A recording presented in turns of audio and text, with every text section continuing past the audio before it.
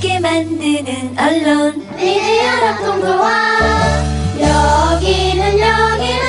여기는 국민TV.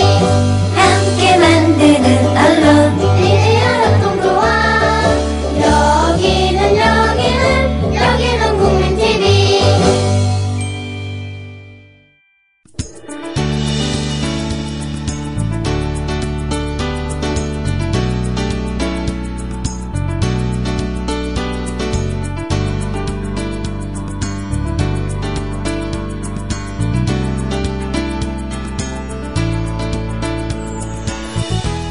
안녕하세요. 노혜경입니다.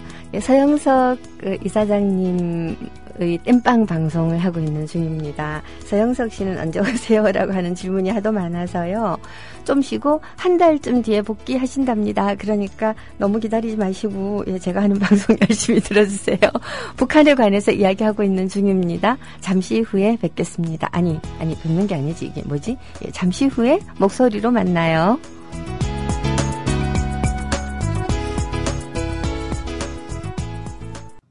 주 기자님, 지난 주말에 콘도 다녀왔는데 진짜 좋았대. 주 기자님은 콘도 회원권도 갖고 있나 봐요? 부럽다. 이번에 회원권 114 거래소에 의뢰해서 싸게 구입했다는데? 콘도 회원권은 비싸지 않아요? 회원권인데? 근데 이 콘도 회원권이라고 다 비싼 게 아닌가 봐.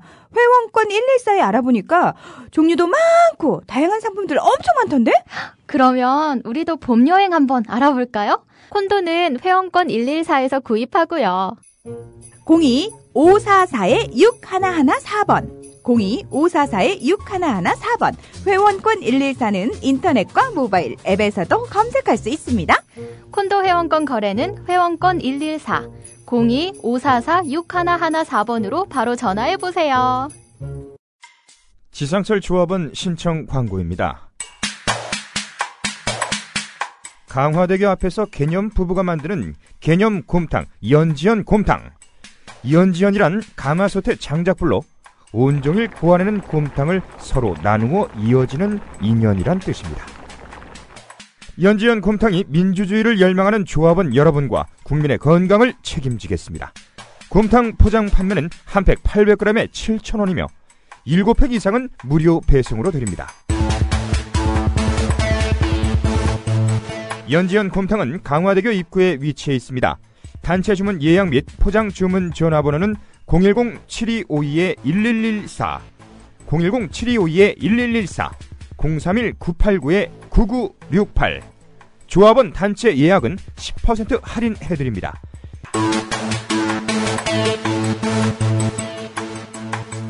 포장 판매 금액의 10%는 국민TV 후원금으로 쓰입니다. 북한 이야기를 쭉 하고 있는데 오늘은 운명의 80년대로 들어가겠다고 했는데요. 이야기를 하다가 보면 사실 70년대, 80년대는 계속 섞여서 얘기가 나올 수밖에 없어요.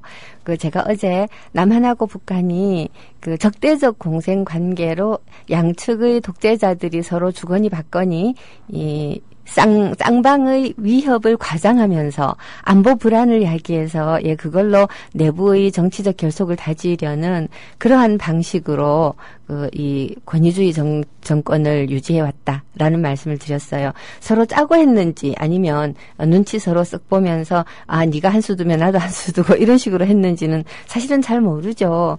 지금 이 위키릭스가 무지무지하게 많은 일들을 폭로를 하고 있잖아요. 미국 그 비밀 정보 자료를 빼내가지고. 그래서 이제 어제는 프랑스 전 현직 대통령 3사람을 6년간이나 감청해왔다 그래가지고 아주 난리가 났어요.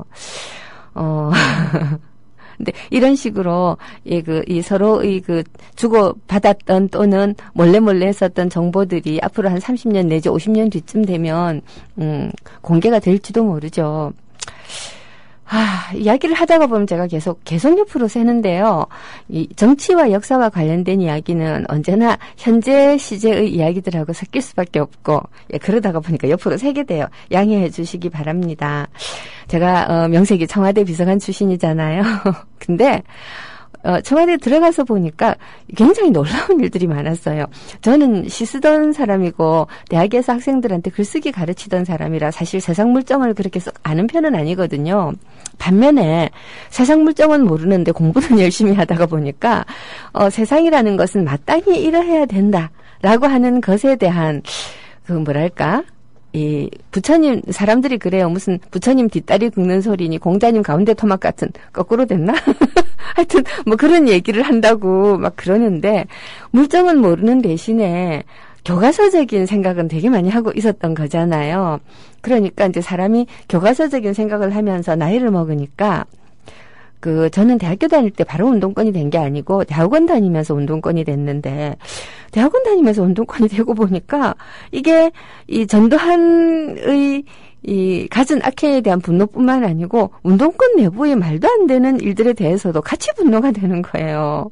이게 사람이 이제 눈이 순진해서 그런 거겠죠. 예, 그런 것뿐만 아니고 어쨌든 나이 먹어서 뭘 하다가 보니까 네 편 내 편 가리지 않고 좋은 건 좋은 거고 나쁜 건 나쁜 거고 이런 나쁜 버릇이 굉장히 많이 몸에 배어가지고 우리 편들한테 지탄을 되게 많이 받고 그랬어요. 여하튼 그런 눈으로 나이 40 넘어가지고 정치권에 들어간 거예요. 이제 들어가서 이렇게 보니까요. 이건 뭐 우리 편이 안 좋다 그런 얘기를 하려는 게 아니고 도대체 이 대한민국이 국가였던 적이 언제지? 라는 생각이 조금 드는 거예요. 원래 이 권위주의 정권에서는 카리스마 넘치는 지도자들이 나를 따르라 하는 방식으로 국가를 유지 운영을 하거든요. 이건 북한하고도 조금 관련되는 이야기인데 이 막스 베버라고 하는 사람이 근대 국민국가가 형성될 때 특히 이제 식민지에서 새로운 국가가 형성이 되잖아요. 이제 원래 이렇게 제국주의 내지는 절대왕정에서부터 국민국가가 분리해서 독립하고 이럴 때 대부분 국가를 형성하기 위해서 굉장히 카리스마적 지도자가 필요하다라는 거예요. 근데 이 카리스마적 지도자는 말하자면 구시대의 전통적인 왕조라든가 또는 전통적인 지배, 귀족 지배라든가 이런 전통적인 권위를 대체하기 위해서 어떤 한 인물에게 거의 초월적 권능이 부여되는 카리스마적 지도자가 필요한데 이것이 국가가 형성이 되고 어느 정도 질서가 갖춰지고 거기다가 이 카리스마 지도자가 죽는다든가 하는 일이 생길 수가 있잖아요. 자, 그러면서 자연스럽게 관료제 국가로 이행을 한다고 그랬어요. 그래서 현대 민주주의 국가들은 대부분 관료제 국가예요. 다시 말해서 선거로 대통령을 5년마다 우리도 뽑잖아요. 그러면 5년마다 뽑는데 나라가 헷가닥 하지 않고 그런 대로 유지가 되는 이유는 관료 체제가 잘 짜여 있어서 한 80% 정도는 국가를 유지하기 위한 늘 그러한 일들 있잖아요. 예를 들어서 대통령이 바뀌었다고 해서 수돗물을 공급하는 체계가 바뀐다든가 대통령이 바뀌었다고 해서 텔레비전 송출 체계가 바뀐다든가 이러면 안 되잖아요. 제가 너무 좀 가비압은 예를 든 것 같지만 예를 들어 문화정책이다 외교정책이다 이런 것들이 큰 기조가 대통령이 바뀐다고 해서 헷가닥 바뀌면 나라가 휘청거리니까 상당히 많은 부분 민주국가들이 이제 관료제 잘 짜여진 관료제를 유지하게 되고 그러다가 보니까 관료제도의 관료주의화라는 게 또 생겨요. 예. 권위적 지도자의 권위주의가 문제가 되듯이 관료제의 관료주의가 문제가 되는 거죠. 예, 주의가 붙으면 뭐든지 나빠져요. 민주주의 빼고. 주의가 붙으면 뭐든지 좀 나빠지는 경향이 있는데 여하튼 자 이렇게 되는데 그러면 이 권위주의 정권 하에서는 윗사람의 명령이 가장 중요하기 때문에 공무원들이 사실은 이 시스템을 발달시키고 해야 될 이유가 별로 없고 단지 이제 월급쟁이가 되어 있는 거잖아요. 그렇지만 나름으로 조직 생활을 해본 박정희라든가 전두환 같은 이런 왜 군대가 이 식민지에서 갓 독립한 신생 독립국가의 경우에는 군대가 가장 엘리트 집단일 수밖에 없어요. 문맹률이 20% 이게 우리가 해방되었을 때의 상황이었거든요. 근데 군대의 장성들 또는 심지어 이제 영관급 또는 위관급 상교들은 장교라고 하는 건 대졸자잖아요. 그러니까 대한민국 사회에서 대학 나온 사람을 가장 많이 확보하고 있었던 집단이 군대다라는 거죠. 이 군인들이 보기에 이 민주주의는 정말 웬 거지 발사계 같은 말도 안 되는 인간들이 나도 주인이다 하고 설쳐대면서 제대로 일도 할 줄 모르면서 막 엉망진창으로 구는 제도예요. 사실 좀 그런 면도 있죠. 자, 그렇지만, 그래서 우리가 민주주의가 좋은 거라는 거거든요. 막말로, 노숙자한테도 한 표가 있다라는 것이, 노숙자한테도 인간의 존엄성을 담보해주는 거의 마지막 보루나 다름이 없잖아요. 자, 그러니까 민주주의 제도를 우리가 유지하는 거는 민주주의가 효율적이거나 아니면 가장 훌륭하거나 합리적인 제도라서가 아니라 민주주의가 인간이 발명해낸 제도 중에서는 그래도 가장 덜 잔인한 제도다. 여러분들도 보면, 자기가 가지지 못한 것들 때문에 가지고 있는 사람들로부터 핍박받거나 모욕당한 경험들이 다 조금씩은 있을 겁니다. 저도, 사실 이렇게 좋은 쪽으로만 말하면, 명색이 대학 출신이고, 거기다가 박사과정을 2개씩이나 다녀서, 우와. 2개씩이나 다니면서 빡빡 키면서 공부를 한 덕분에 지금 방송을 하고 있는 거죠. 거기다가 이 청와대 비서관까지 했는데 그것도 보통 비서관이 아니고 노무현의 비서관을 했어요. 와. 근데 뒤집어 놓고 따로 얘기를 하면요. 저희 집단 내부에서는 저는 지방대학 출신이거든요. SKY가 아니란 말이에요. 거기다가 저는 여자잖아요. 와, 이거는 이 서울에 있는 대학, 인서울대학 출신들은 잘 모르는 서울 사는 지방대학 출신들의 비애라는 게 있고, 그리고 또 남자들은 죽었다 깨어나도 모르는 여성으로 살아간다는 것의 고달픔이 있거든요. 제가 이런 얘기를 하는 것은 나도 약자다라는 뜻이 아니고 가지고 있는 강자적 면모만 집중을 한다면 저는 아마도 이 표현은 조금 이상하지만 자가용 뒷좌석에 앉아서 이 길가에 굴러다니는 낙엽을 보면 눈물 짓는 신경숙류 이제 이런 감수성을 지니고 있는 그런 아줌마가 되었을 수도 있어요. 근데 제가 지니고 있는 강자적인 면모를 즐기기보다는 약자적인 면모를 통해서 세상의 많은 약자들과 어떻게 하면 연대할 것인가를 고민을 하기 때문에 제가 그래도 오늘날 여기서 방송한답시고 할 수 있는 거겠죠.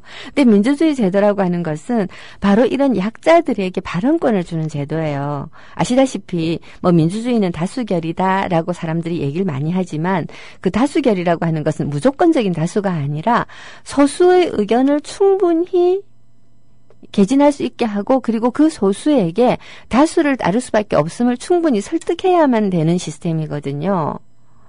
그렇기 때문에 민주주의가 그나마 소수의 권익을 보호하고 소수의 존엄성을 지켜주는, 전 이게 되게 중요하다고 생각해요. 약한 자들이 존엄성을 지켜주기 위해서 인간이 발명한 제도다라고 생각을 한다는 거죠. 이게 민주주의가 절대 효율적은 아니에요. 시끄럽고 더디고 민주주의 한다고 해서 꼭 부자 된다는 보장도 없어요.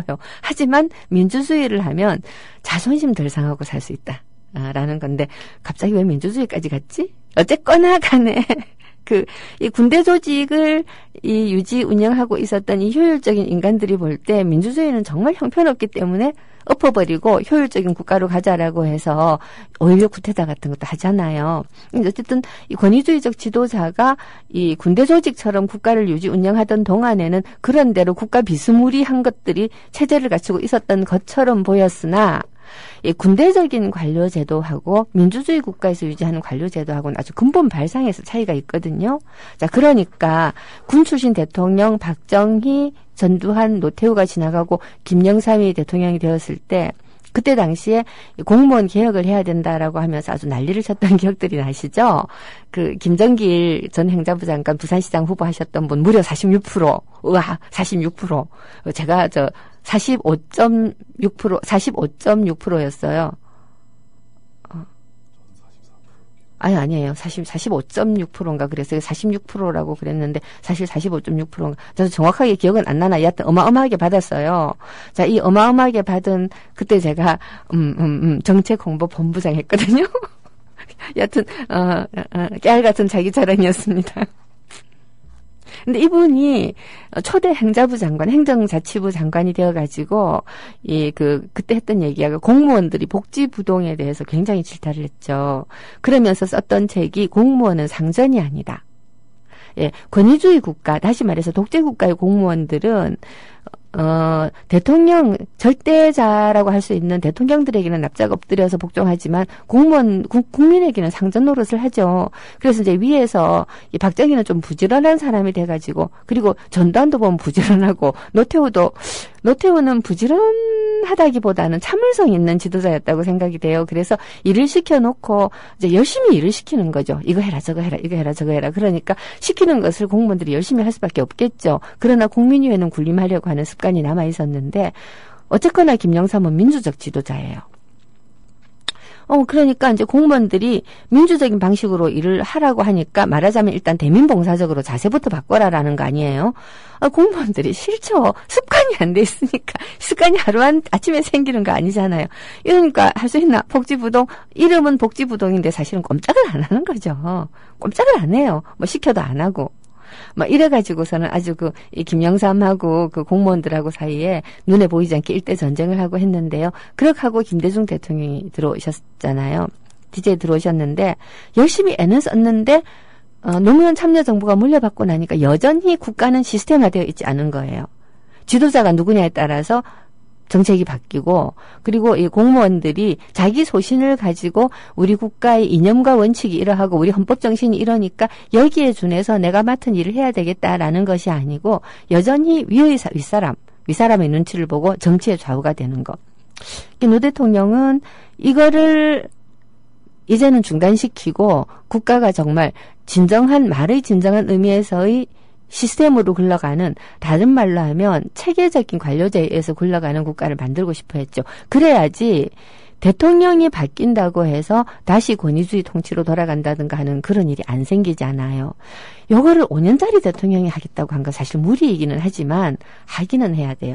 문제는 국민들이 왜 그것이 필요한가 하는 데 대한 인식이 따라가기 전에 대통령이 임기가 끝나버린 거예요. 지금 아마 이 4급이나 3급 정도로 승진해 있는 공무원들은 노무현 시대가 마음속으로 굉장히 그리울 거예요. 왜냐하면 이 사람들이 시키는 대로 하면 당장 몸은 편하지만 명색이 행정고시 출신들은 정말 자존심 강하잖아요. 사법고시보다 어려운 게 행정고시예요. 여러분들 잘 모르시지만 사시하고 행시하고를 비교를 해볼 때 지금의 사시 출신하고 행시 출신하고는 레벨 차이가, 수준 차이가 심하게 날 정도로 행시 출신이 우수해요. 뭐 이게 그 행시 출신보다 좀 나은 게 서울대 로스쿨 출신 정도죠. 자, 그러니까 이 아주 실력 있는 공무원들이 얼마나 자존심 상하겠어요. 얼마나 자기네들이 사명감과 그리고 권리와 책임감을 가지고 일하던 시대가 그래도 자기 인생에 한 5년은 있었는데 이야기가 옆으로 많이 샜지만 여하튼 그때 또 한 가지 놀랬던 게 전임 정부들의 기록이 없더라는 거예요. 심지어 이런 얘기도 들었어요. 당연히 그 박정희, 전두환, 노태우 때는 기록이 그닥 많이 남아있지 않은데 김영삼 때 정권 교체가 됐잖아요. 그러니까 이 인수위에 그 자료를 넘겨주지 않으려고 청와대에서 몇 날 며칠 서류를 태웠다. 이런 얘기도 들었거든요. 그렇다고 하더라도 김대중 대통령 때도 자료가 많이 남아있느냐. 그때 이렇게 자료를 만들어야 된다라고 하는 의식이 노무현 참여정부 때만큼 있지 않았어요. 그래서 어마어마한 이 자료들을 만들었는데 결국은 그 자료들이 발목이 잡혀가지고 노 대통령이 이명박 정부의 핍박을 받기 시작을 했죠. 그리고 이명박이 대통령 임기 마치고 박근혜한테로 넘어올 때 엄청나게 많은 이 국가 기밀 자료들을 파기해버린 거 뉴스 보셨죠? 자, 옆으로 지금 굉장히 많이 샜습니다. 이거 너무 세가지고 노래를 한 곡 들어야 될 판이네요. 심장에 남는 사람을 우리가 아주 여러 차례 들었지만 오늘은 이런 곡으로 한번 소개를 하고 싶어요. 제가 알고 있기로는 이 유튜브에서 심장에 남는 사람을 찾아보면 북한 가수가 부르는 이 스노우플라워라고 하는 제목으로 되어 있는 그 동영상이 있는데 이게 사실은 스노우플라워 눈꽃이 아니고 심장에 남는 사람이에요. 근데 이 노래를 부르는 가수가 아주 곱게 생긴 한복을 입고 기타를 치면서 노래를 부르는 곱게 생긴 여성인데 단둥에 이 신의주 맞은편에 있는 중국 도시가 단둥이거든요. 이 단둥의 류경식당이라고 있어요. 이 류경식당의 종업원인데 류경식당의 종업원으로 나오려면 거의 평양예술학교급을 졸업을 해야 돼요. 옛날에 우리가 70년대 스튜어디스 되는 것만큼이나 어렵대요. 한번 들어보시겠습니다. 。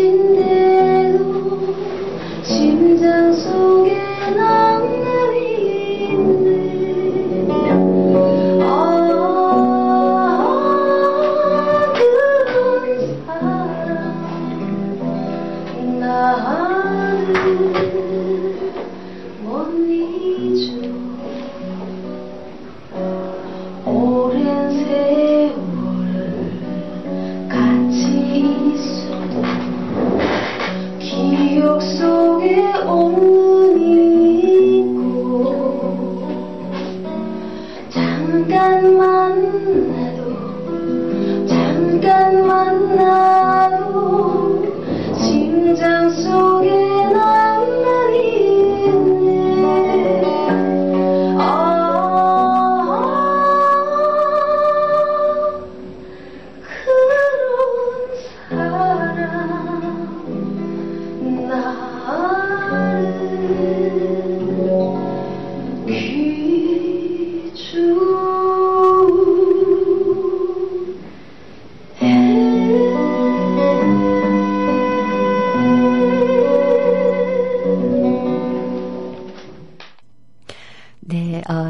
그런 사람 나를 네, 이런 사람들이 유경식당에 와가지고서 한 밤 9시인가 되면 공연을 해요. 북한 노래도 부르고 춤도 추고 이렇게 공연을 하는데, 우리 이제 남한의 아저씨들이, 이 유경식당 종업원들이 우리의 식당 노래방 아줌마처럼 착각을 해가지고, 쓸데없는 짓을 하다가 혼돈하고 한다는데, 요즘은 인식이 많이 달라져가지고, 저 사람들이 나름 북한의 홍보 요원이구나 라고 하는 거를 아는 거죠. 유경식당에 가서 보면 굉장히 재미있는 광경도 많대요. 남한 사람들, 완전히 아무 생각 없는 남한 사람들, 관광객들 있잖아요. 그런 사람들이 막 웃고 떠들고 반응 한쪽 편에서 이렇게 남한의 기관원과 북한의 기관원들이 서로를 탐색하면서 앉아서 이렇게 하기도 하고, 또 남한의 사업가와 북한의 사업가들이 앉아서 얘기하기도 하고, 또 중국 사람들이 와서 먹기도 하고, 북한 사람들이 자기네들끼리 와가지고서, 우리는 북한이 지금 굉장히 폐쇄되어 있는 사회라고 생각하지만, 우리나라에 북한 사람들이 들락날락 못하고 미국에 못 가요. 그리고 일본에도 못 가요. 입국 허가가 잘 안 나죠. 그렇지만 유럽이라든가 중국이라든가 러시아에는 북한 사람 정말 많이 나가 있거든요. 심지어 우리가 사우디에 노동자 파견하듯이 그렇게 파견 노동자로 나가 있는 사람들도 많고, 공부하러도 가 있고, 사업하러도 가 있고, 우글우글해요. 자, 여하튼요. 잠깐 방송국에 낭인님께서 독재가 꼭 효율적인 것은 아니라고 봐요이라고 하셨는데, 맞아요. 제가 말한 것은 5.16 당시에, 그때 당시 한국 사회에서 얼마 안 되는 대학 졸업자들을 가장 많이 지니고 있었던 집단인 군대가 일반 정치권이 굉장히 비효율적이고 무질서하고 어수선하다고 생각을 했다라는 거죠. 그리고 민주주의는 한 가지 제가 동의하지 못하는 것은, 민주주의는 이 높은 교육을 받은 국민의 집단 지성으로 형성되는 체계라고 하셨는데, 저는 그렇게 생각 안 해요. 민주주의는 정말 딥다무식한 인간에게도 존엄성을 인정해주는 제도라고 생각해요. 굉장히 화는 나죠. 그렇지만 어떻게든 여론과 교육과 그리고 공동체의 뭐라고 해야 되나, 보살핌? 배려? 이런 것들을 통해서 공존하기 위해서는 내가 상식을 지키는 인간으로 살아야겠구나를 스스로 깨우치게 하고, 말하자면 참을성이 없으면 민주주의 하기가 굉장히 어려운 것 같아서, 저는 우리 종씨이기도 하지만 노태우 대통령이 군 출신 치고는 상당히 나름 민주주의의 원리를 이해하고 있었다고 생각해요. 이 사람이 자본주의자, 골수까지 천민 자본주의자이기 때문에 노동자들에 대한 탄압은 정말 장난 아니었거든요. 실제로 이 박정희 권위주의 체제의 기본 토대라고 하는 것은 재벌에게 자본을 몰아주어서 재벌이 커가지고서는 국민을 이 밥상위에서 이렇게 부스러기가 떨어지잖아요. 만찬하다가 보면. 그럼 밑에 개들도 얻어먹는다. 이거는 있잖아요. 교회 다니고 있고, 그리고 어떤 부동산 업을 하는 제 친구한테서 직접 들은 얘기예요. 부자들이 잘 살아야지 우리가 부스러기라도 얻어먹고 산다고. 아니, 이렇게 자존심 없는 소리를 하다니 하고 제가 깜짝 놀랐던 적이 있었는데, 그걸 좋게 얘기하면 트리클다운이라고 해요. 이 칵테일잔 제일 위에서 술을 부으면 밑에 칵테일잔까지 다 내려가는 식으로 낙수 효과라고 하기도 하죠. 그래서 이제 맨날 부자의 만찬은 테이블이 너무 커서 부스러기가 안 떨어져. 내지는 맨 위 대접이 너무 커서 밑으로 안 떨어져. 뭐 이런 얘기들을 우리가 하고 있죠. 자, 근데 어쨌든 이 사람이 노동자 탄압을 하고 경제 구조가 변화해야 된다라고 하는 것에 대한 통찰력이 있을 정도로 세계의 흐름을 읽고 있는 대통령은 아니었지만, 그래도 민주주의 발전에 참을성 있게 좀 기다려준 거는 좀 있는 것 같아요. 여하튼 뭐 그건 그렇고 노가라서 칭찬하는 겁니다. 자, 그거는 그렇고 다시 북한으로 돌아가서요. 이거 북한 얘기로 돌아가기가 어렵네. 이거 어떡하지? 자, 1972년도에 북한이 사회주의 헌법을 공표하고 이제 본격적인 유일 주체의 나라로 바뀌어가기 시작을 했다고 지난 시간에 말씀을 드렸어요. 제가 입에 착착 달라붙지 않는 그 유일 사상 10대 원칙이라고 하는 거.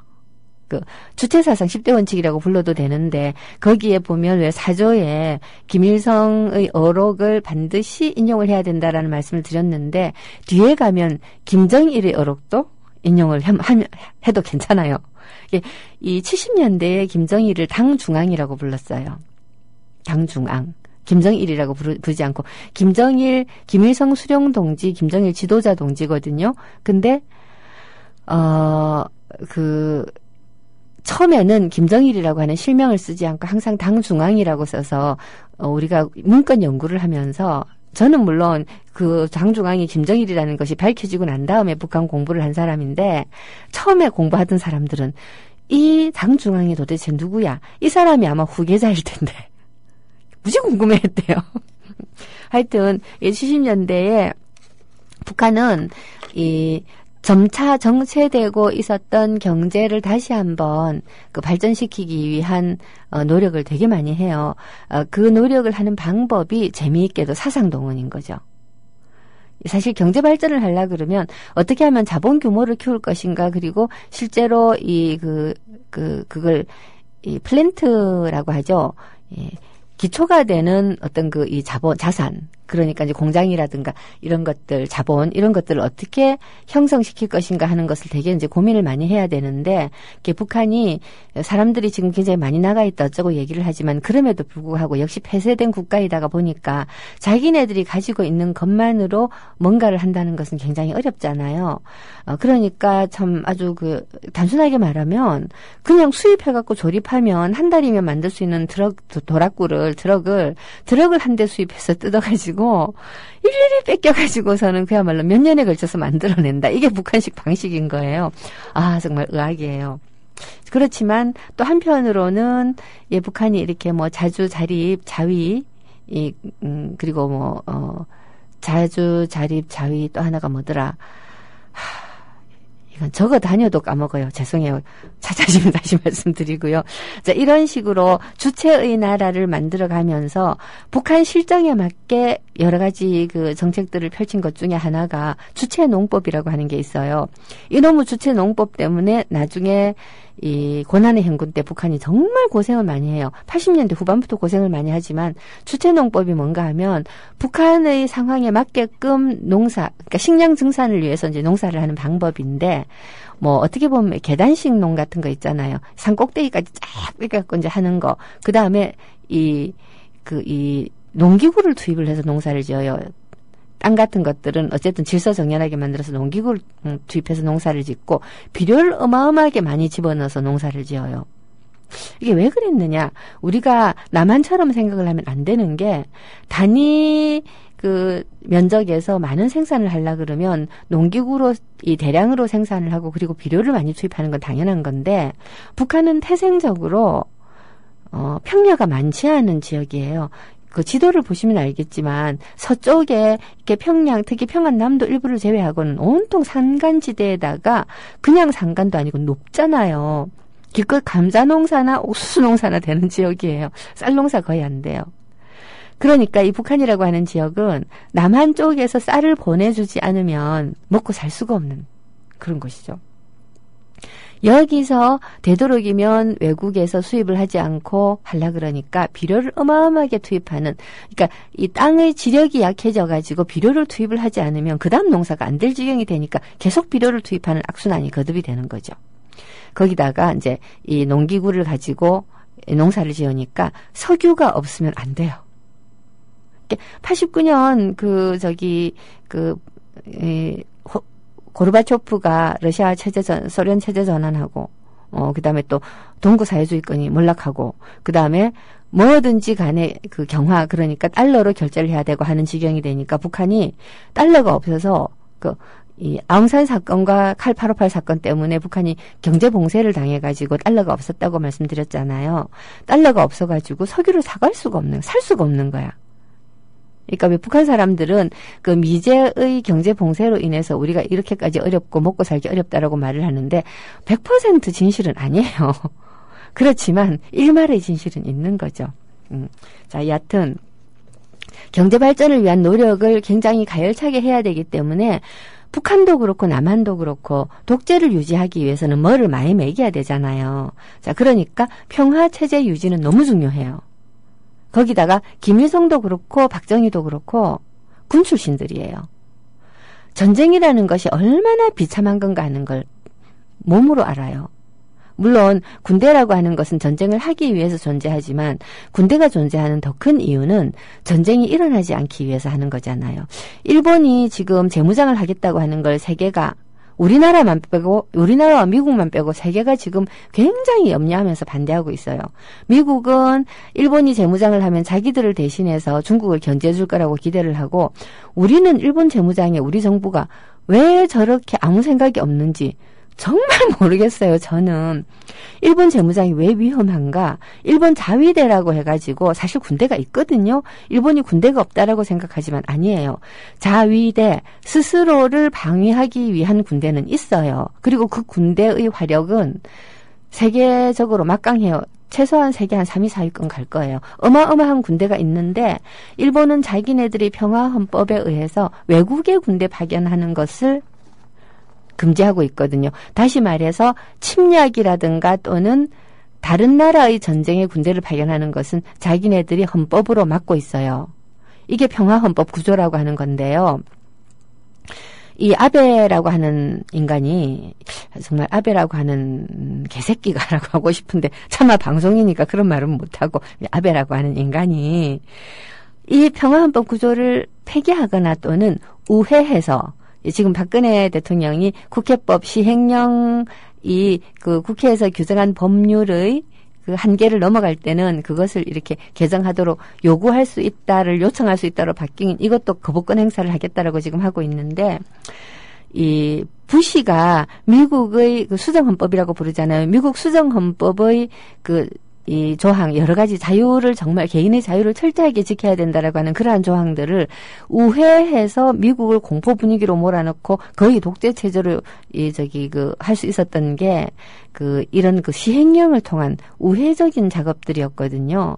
아베도 평화헌법 개정을 못하면 우회적으로 어떻게 해서든지 간에 무장을 할 수 있는 방법, 다시 말해서 해외 파견할 수 있는 방법을 강구하려고 할 거예요. 이거 막아야 되는데 그래서 오늘은 진짜 옆으로 많이 세니까 그냥 끝까지 셉시다. 안 되겠다. 죄송. 오늘 끝까지 세기로. 자, 아베 막아야 되는데 그래서 제가 페이스북에서 많은 분들한테 평화헌법 구조에 노벨 평화상을 주자라고 하는 운동에 초대를 하고 있어요. 어떤 분들은 일본에 왜 상을 줘라고 하는 분이 있는데요. 아니에요. 일본 평화헌법 구조는 2차 세계대전 이후에 미국이 일본을 여전히 자기네들이 병참기지로 쓰고 자기네들이 파트너 삼기 위해서 일본에 사실은 이 2차 세계대전의 책임을 거의 묻지 않았어요. 독일이 2차 세계대전에 대한 책임을 지고 분단됐잖아요. 근데 세상에 일본 대신 우리가 분단됐어요. 이런 말도 안 되는 개 같은 경우가. 근데 그때 유일하게 세계가 일본에 대해서 책임을 물었다라고 할 수 있는 조항이 바로 이 평화헌법 구조인데 심지어 일본 천황과 황태자까지 이 구조를 지키자라고 나서고 있고 일본은 보면 지식인들이 각기 너무나 이렇게 자기 분야 문제에만 관심이 있어요. 되게 웃기는 나라예요. 예를 들어서 여성운동을 하잖아요. 그럼 여성운동하는 사람들은 노동운동에 관심 없어요. 노동운동 한 사람이 있잖아요. 노동운동 하는 사람들은 평화운동에 관심 없어요. 이러다가 후쿠시마 원전 이후에 어느 정도 반핵운동으로 좀 뭉치고 그리고 또 이 위안부 문제 있잖아요. 이걸로 전국 조직이 생기고, 그리고 마지막으로 이 평화헌법 구조를 수호하자라는 운동에 노벨상을 타셨던 오에 겐자부로 같은 지식인을 비롯해서 일본의 지식인들이 이제서야 겨우 이렇게 뭉치고 있는데 아직까지 일본 사회의 특성상 힘이 되게 미약해요. 이 사람들한테 힘을 실어주자는 거거든요. 평화헌법 구조에 그 노벨 평화상을 주자는 것은 원래 만약에 일본을 정말 적이라고 생각한다면 일본 내에 일본의 극우에 대항할 수 있는 힘을 길러주는 게 더 좋은 방법이에요. 북한을 우리가 정말로 체제 전환을 시키고 싶다면 북한 내에 저항 세력을 만들어주는 게 더 좋지. 남한에서 북한 미워하면 북한들 똘똘 뭉쳐요. 그래서 저는 북한 인권사무소를 서울에 설치하는 걸 보고 저런 돌대가리들이 이건 찬성 반대를 떠나서 머리가 나쁜 거예요. 하여튼 다시 이제 평화헌법 구조로 돌아가서 여기에 노벨 평화상을 주자는 것은 2차 세계대전 이후에 다시는 세계대전이 없어야 된다라고 하는 세계인의 염원을 지키자라는 거예요. 계속 지키자. 일본의 재무장 정말 위험하거든요. 그리고 일본 내의 양심 세력에게 힘을 주자. 그러니까 여러분들도 일본 평화헌법 구조에 노벨 평화상을 주자라고 하는 운동이 있는지 검색 한번 해보시고 있으면 마구마구 힘을 좀 보태주시고 전 세계인들이 일본의 평화헌법 구조에 상을 줘야 된다라고 한다는 거를 스웨덴 사람들도 인지를 해가지고 진지하게 고려할 수 있도록 실제로 지금 추천이 되어 있어요. 추천이 되어 있거든요. 그러니까 잘 좀 부탁드립니다. 아유, 이건 진짜 노래 좀 들어야겠어요. 짜지. 무슨 노래를 들을까요? 우리 PD님이 추천해 주세요. 김형중의 내 나라 제일로 좋아. 내 나라 제일로 좋아. 김형중? 네, 김형중이 부르는 내 나라 제일로 좋아. 이게 동인에 있는 거죠? 들어보도록 하겠습니다.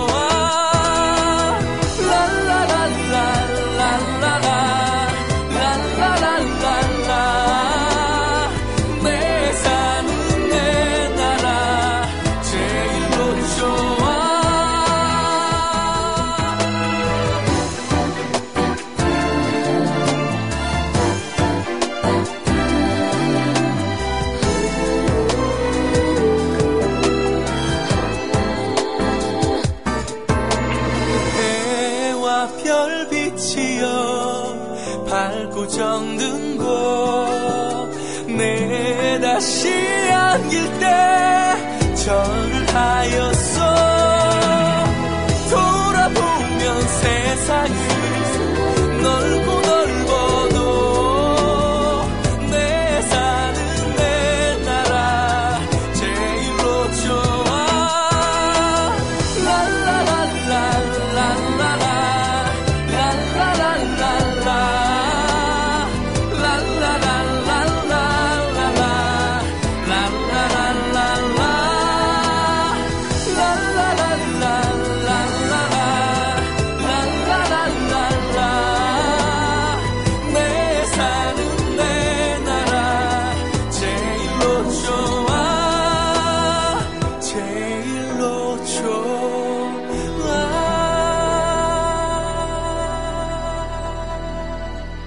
네, 음악 듣는 사이에, 자, 우리 아몰랑 여사께서 국회법 결국 거부했다. 거부권 행사 했다. 라고 하는 것 같아요. 당연히 거부하죠. 그분은 지금 자기가 이 권위주의 시대의 카리스마 넘치는 지도자라고 매우 착각을 하고 있는데요. 중요한 것은 그 아버지 시대의 카리스마 넘치는 지도자상에 대해서 복종하면서 매우 편안함을 느꼈던 노예적 근성을 가지고 있는 국민들이 우리나라에 되게 많고 특히 권력의 상층부에 그런 사람들이 많아서 이 아몰랑 여사를 여왕마마처럼 떠받들기만 하면 자기 일신이 매우 편안할 거라고 생각하는데 다양한 방법으로 우리가 복사할 수 있는데요. 단기적으로는 물론 정권 교체하는 것이지만, 이 단기적인 교체가 어렵다고 하더라도 계속해서 우리가 저 사람들을 갈라놔야 됩니다. 유승민을 마구마구 칭찬해주고, 지지해주고, 지원해주고, 인기를 거의 대통령 후보급으로 올려주고 한다든지, 이런 방법도 되게 좋은 방법이고요. 그러니까 무조건 하고 전선을 갈라가지고 너거 편 우리 편 쫙 나눠놓고 우리 편 안에서 마음에 안 들면 마구 씹어 돌리고 하는 우리의 이런 습관으로는 절대로 훌륭한 국가를 못 만들어요. 원래 이길 때는 이의제이고 분할통치고 우리는 뭉치고 니네는 갈라라는데 항상 우리는 갈라지고 니네는 뭉치고 이런 거를 내 마음속에 들어있는 착하고 싶고 올바르고 싶고 정의롭고 싶고 잘난 체 하고 싶고 그야말로 똑부러지고 싶은 욕망을 이기지 못해서 결국 지는 길로 거듭가는 분들이 되게 많다라고 하는 걸 이 연사 정말 분노의 마음으로 소리 높여 외칩니다. 그건 그렇고 거부권 행사 당연히 하죠. 아주 기가 막힌 상황인데 그러면 새누리당이 알겠습니다. 지당합니다. 아몰랑 여사가 그랬대요. 원내에서 제대로 협의했는지 의문이다. 분명히 제대로 협의했을 거예요. 그랬는데 협의해놓고 나서 말을 바꿔갖고서 협의 안 한 척하고 유승민을 누가 공격하는가. 이런 것도 우리가 적어놔야 됩니다. 복수하는 첫 번째 방법은 선거에서 이기는 거지만 선거에서 이기기 전에 필요한 것들이 이런 식으로 갈라놓는 우리는 키우고 자기들은 약화시키는 거고 당장 못 이긴다 하더라도 분개하지 말고요. 굉장히 장기적으로 이길 수 있는 전략은 기억하고 기록하고 계속 얘기하는 거예요. 이 되게 부끄러운 일이네. 나중에 손자가 할아버지한테 할아버지 내가 기록을 찾아보니까 할아버지가 옛날에 국회의원 하던 시절에 국회에서 요만코 저만코 얘기했다던데 내가 학교에서 배우기로는 이거는 민주주의 아닌 거 아니에요? 이렇게 하도록 얼마나 창피하겠어요. 옛날에 이거 재밌는 얘기인데 제가 또 이 노가 대통령 노태우 조금 그럴싸하게 좋게 본 건 아니고 그럴싸하게 봤던 장면이 하나 있는데 저 지금 군발이라서 조금 저렇게 하는구나. 저 인간 정말 군발이라서 저게 가능하구나라는 생각이 들었던 게 88 올림픽 있잖아요. 이제 88 올림픽이 사실 서울 올림픽이 원래 정식 명칭, 공식 명칭인데 우리는 맨날 88 올림픽이라고 부르잖아요. 근데 88 올림픽이 우리나라에서 하기로 결정이 되었기 때문에 사실은 우리가 이 전두환을 몰아내고 정권 어쨌거나 간에 6월 항쟁을 통해서 형식적이나마 이 민정 이양이 가능했다라고 생각이 돼요. 왜냐하면 전두환이 올림픽을 유치해 놓고서는 이 박정희처럼 자기가 계속해서 집권하겠다. 7년 단임제 헌법으로 만들어 놓고는 계속할 수가 없잖아요. 88년도는 자기 이미 말인데. 자, 그렇기 때문에 자기 후계자로 노태우를 이제 육성하기 위해서 굉장히 애를 썼던 거죠, 전두환이. 결국 노태우가 전두환을 백담사 보냈지만요. 백담사 보내야 됩니다. 박근혜는 뭐 때문에 이명박을 백담사 안 보내는 거예요. 이해가 안 가요, 도저히. 그러고 나서 이제 그 다음 대통령, 김영삼은 노태우하고 전두환을 감옥 보내고 추징금 했잖아요. 그 다음 대통령은 이명박하고 박근혜를 감옥 보내고 추징금 때려야 돼요. 일단 백담사 보내고. 자, 이제 근데 어쨌든 노태우가 올림픽 유치위원회인가 위원인가 했었는데, 우리나라에서, 이렇게 여러 가지 정정이 불안하고 굉장히 안 좋은 일들이 많고 하니까, IOC에서 서울에 올림픽 개최권을 줬던 것을 회수를 해야 된다라고 하는 그런 움직임이 있었어요. 그때 이제 노태우가 영어로 뭐라고 연설을 했는가 하면, 우리는 이미 올림픽 경기장도 다 지어놓았고 모든 국민이 합심해서 올림픽을 이렇게 치를 준비를 다 해놓았다. 그런데 만약 여러분들이 한국은 방위도 튼튼하다. 근데 여러분들이 만약에 이 올림픽을 서울에서 회수를 해 간다면 우리는 그 거대한 잠실 경기장 있잖아요. 그 잠실 경기장을 바로 하나의 무덤으로 만들고 여기 IOC 위원 여러분들 한 사람 한 사람의 이름을 비석에 새겨 영구히 기념하겠다. 와, 대단한 연설이잖아요. 킹왕짱. 정말 이게 참 진정한 군발이답다 하는 생각이 드는 거예요. IOC 위원들이 그 말을 듣고는 전율을 느꼈대요. 저 정도의 의지. 그리고 또 한편으로는 좀 무섭기도 했겠죠. 여하튼 그랬다는 이야기인데, 자, 이 얘기를 제가 한참 2002년도에 언론 여러 가지 일들로 이제 노사모 회원들하고 이 새누리당, 그때는 한나라당이죠. 이런 사람들하고 이렇게 여러 가지 충돌이 있었던 일들이 있었는데, 그때 부산의 한나라당 당사 앞에서 우리가 이제 항의 데모를 한 적이 있었는데, 그때 마이크 들고 제가 이야기를 했어요. 여기 지금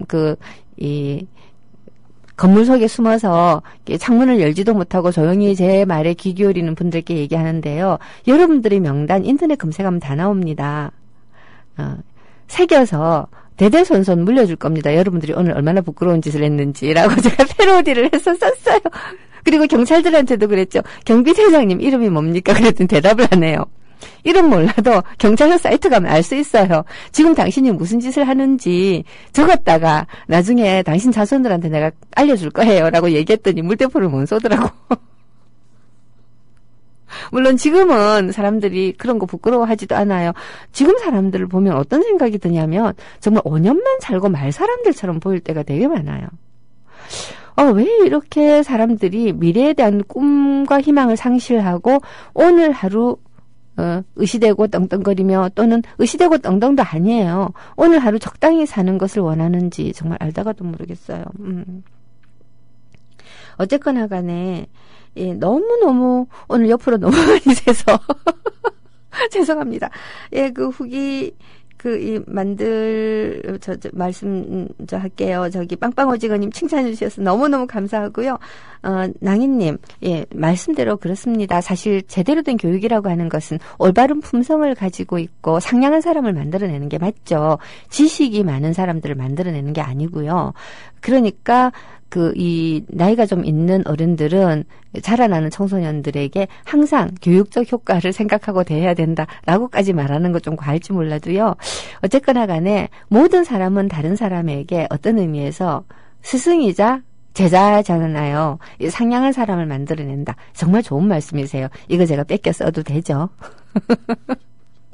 아니야. 허락 맞으면 표절 아니에요. 되게 좋은 말씀입니다. 정말 감사해요.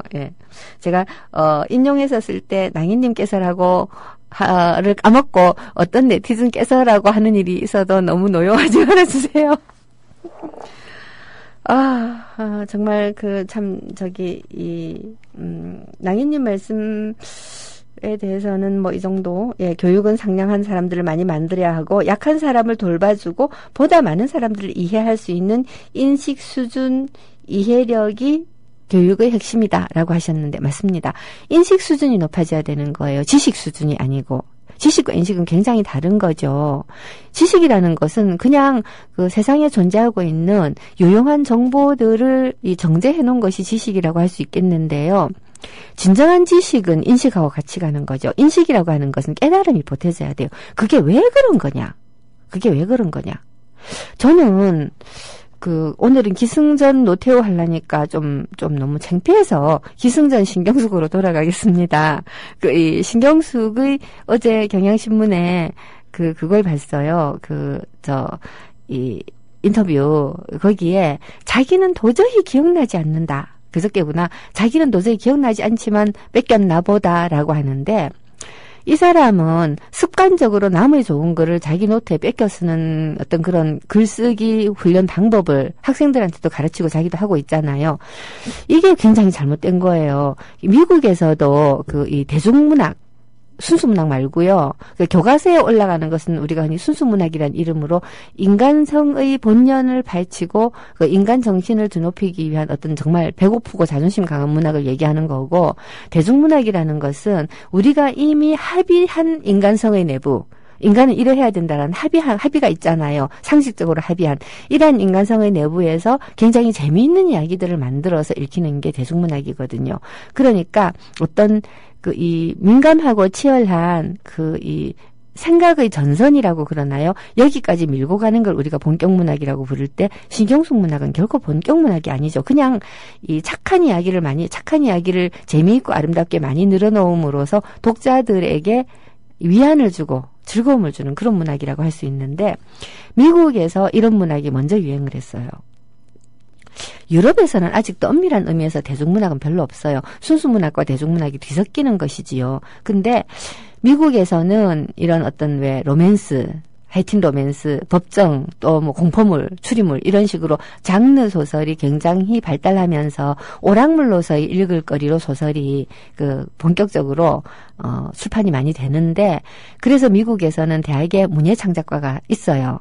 근데 이 문예창작과에서 정말 심각하고 중요하게 가르치는 게 표절하면 안 된다는 거예요. 표절하면 안 된다. 선생님들도 학생들에게 이렇게 글을 가르칠 때 이 훌륭한 문장이 남의 것을 뺏겨왔다라고 하는 것이 얼마나 치명적인가 하는 거를 굉장히 많이 이야기하거든요. 근데 어떻게 된 게 우리나라의 문예창작과에서는 뺏기라고 하다니, 이런 정말 가르치는 선생도 제정신이 아니고 제정신이 아닌 선생한테 가서 배우겠다는 학생도 제정신이 아닌 것 같아요. 제가 볼 때는. 여하튼 신경숙도 그렇게 배우고 그렇게 공부를 했다는 건데, 이렇게 뺏겨서 하면서 남의 좋은 문장을 자기가 조금만 바꾸면 자기 것으로 가져다가 써도 된다라고 하는, 말하자면 작가로서의 작가의식이 전혀 없는 거예요. 이런 작가의식이 전혀 없는 사람은 지식은 있을지 몰라도 인식 능력이 없다라고 얘기할 수 있겠죠. 예, 인식 능력이 없다.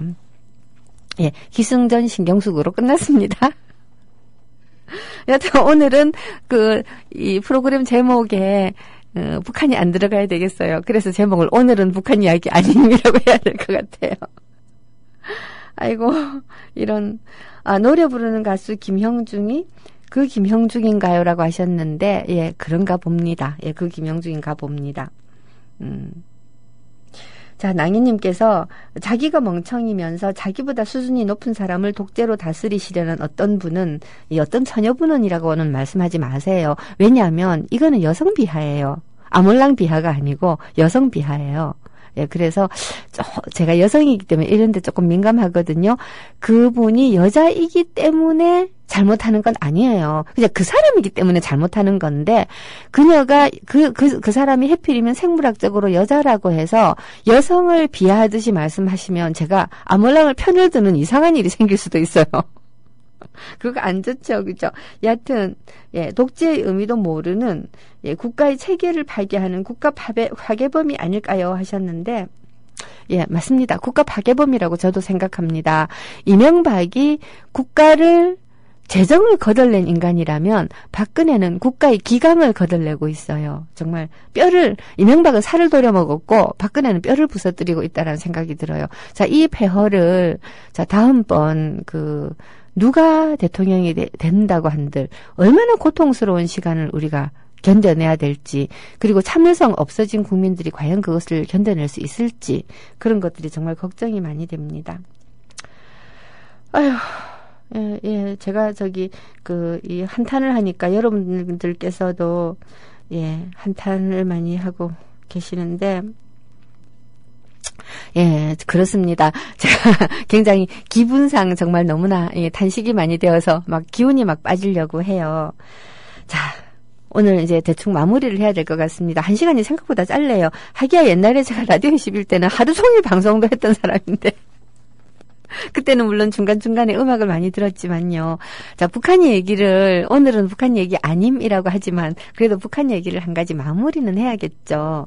어쨌거나, 60년대 내내 유일 사상 체계로 유지되는 국가를 만들기 위한 토대 작업들을 해왔던 북한이 67년 갑산파 숙청을 계기로 해서, 말하자면 김일성에게로 권력 집중이 됩니다.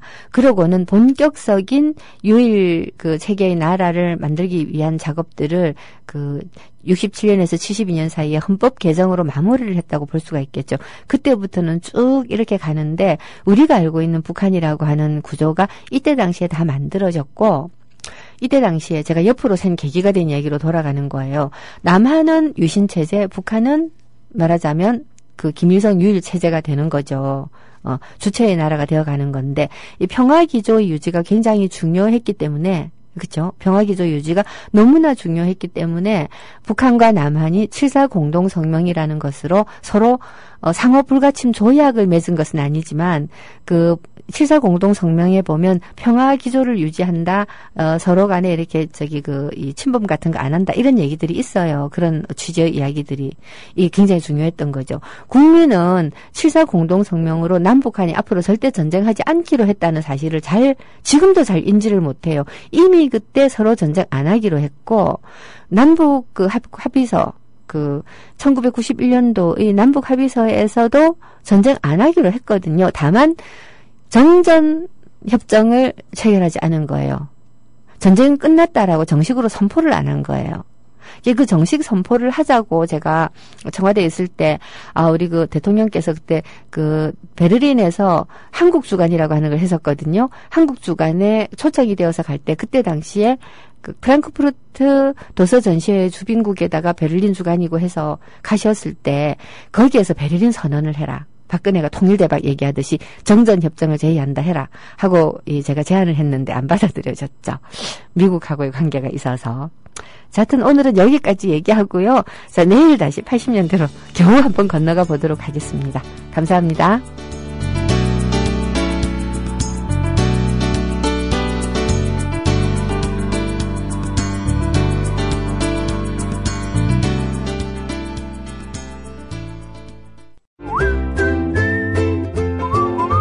국민라디오 팟캐스트 응원하는 가장 쉬운 방법 아시나요? 다운로드하기, 별점 주기, 댓글 달기, 구독하기. 국민라디오 팟캐스트 널리 알리는 가장 쉬운 방법. 다운로드하기, 별점 주기, 댓글 달기, 구독하기. 기억하세요. 다운로드하기, 별점 주기, 댓글 달기, 구독하기.